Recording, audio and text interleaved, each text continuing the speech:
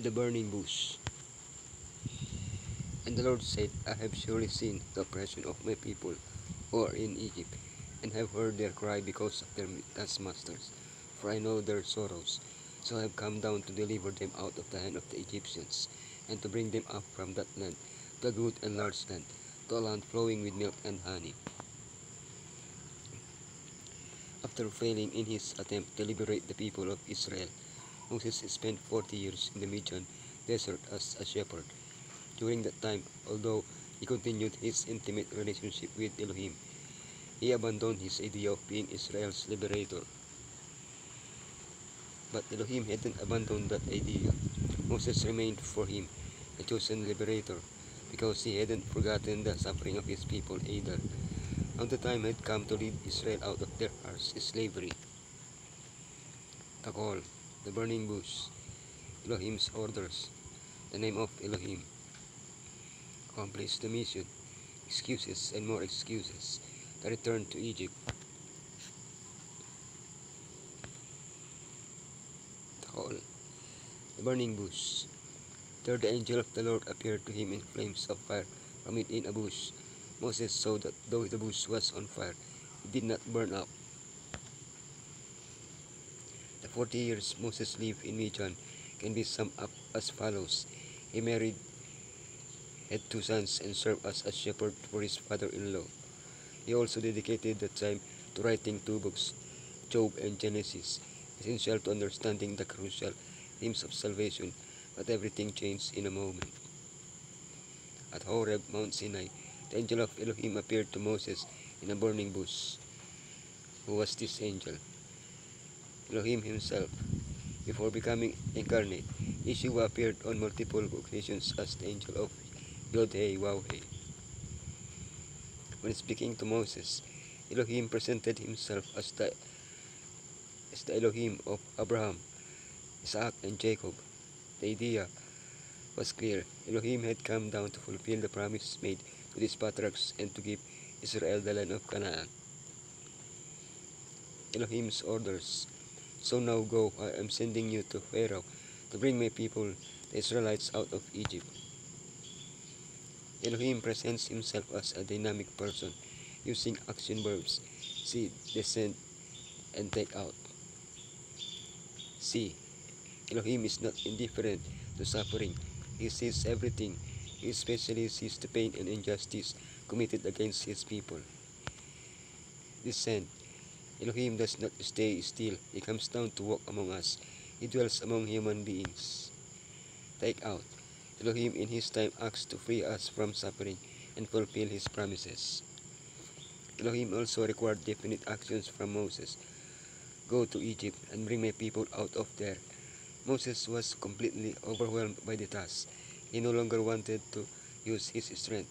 He no longer felt capable of fulfilling the mission. He could only exclaim, Who am I? His pride had been transformed into humility. In fact, it was at this moment that he was ready for his mission. The name of Elohim. Elohim said to Moses, I am who I am. This is what you are to say to the Israelites. I am has sent me to you. Every Egyptian, Elohim, had a name, but Israel worshipped Elohim Almighty. After centuries of Egyptian pollution, the Israelites wanted to know the name of their deliverer. Since in that time a name was linked to a person's character, Elohim introduces himself with one of his main attributes, Eye. Elohim is eternal, has always been, is, and always will be. He is, I am. Over time, the pronunciation of this name was lost. Elohim allowed this because what matters is not the name itself, but its character. He adapts to our needs. We can call him shepherd, healer, provider, father, love. The important thing is that Elohim wants us to feel close, accessible, necessary, and a close friend. Accomplish the mission. Excuses and more excuses. But Moses said, Pardon your servant, Lord. Please send someone else.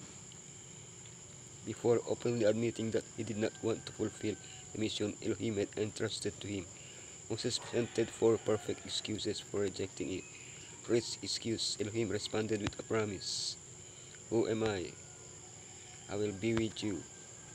The power to fulfill Elohim's commission lies not in us, but in the fact that Elohim empowers us. He will be with us as he was with Moses. What is your name? I am who I am. Elohim is true, eternal, and personal. He promises and always keeps his promises, timeless, always reliable. They will not believe me, nor listen to my voice. They will believe you because of the signs you will do. Elohim gave Moses power to perform miracles, and he worked in the hearts of the people to believe in those miracles. Yeshua also promised to do same for us. I have never been a man of easy speech. I will teach you what you shall say. He who created the tongue will give us the necessary words at the necessary time. Finally, Elohim said to Moses, enough with your excuses. You can do it, and you will do it. I returned to Egypt. At a lodging place on the way, the Lord met Moses and was about to kill him. The first step Moses took in returning to Egypt was to ask his father-in-law for permission, taking his family. He began the journey, but something surprising happened. Along the way, Elohim wanted to kill him. Zipporah understood what was happening and took the necessary measures to avoid a fatal outcome. She circumcised her son. Moses, influenced by his wife, had not circumcised his son. Therefore, he was disobeying the conditions of the covenant that Elohim established with Abraham. The conscious refusal to obey a clear divine command disqualified Moses from leading the people. The situation had to be remedied before he could fulfill his mission. A man will gain power and efficiency as he accepts the responsibilities that Elohim places upon him, and with his whole soul seeks to qualify himself to bear them aright. However humble his position or limited his ability, that man will attain true greatness, who, trusting to divine strength, seeks to perform his work with fidelity. Had Moses relied upon his own strength and wisdom, and eagerly accepted the great charge, he would have evinced his entire unfitness for such work. The fact that a man feels his weakness is at least some evidence that he realizes the magnitude of the work appointed him, that he will make Elohim his counselor and his strength.